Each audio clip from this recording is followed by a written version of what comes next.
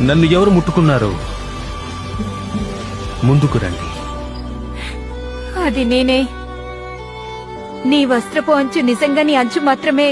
నువ్వు అపవిత్రం కాలేదు. నా వస్త్రం ఎందుకు? నన్ను క్షమించండి. నేను అడిగి ఉండాల్సింది.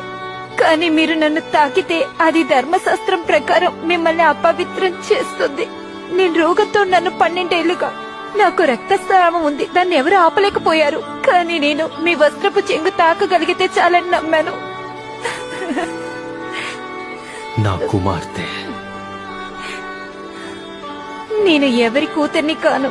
నా కుమార్తె చాలా కాలం నుంచి పోరాడుతుందని నాకు తెలుసు.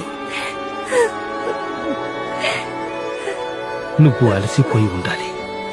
అది నిజం.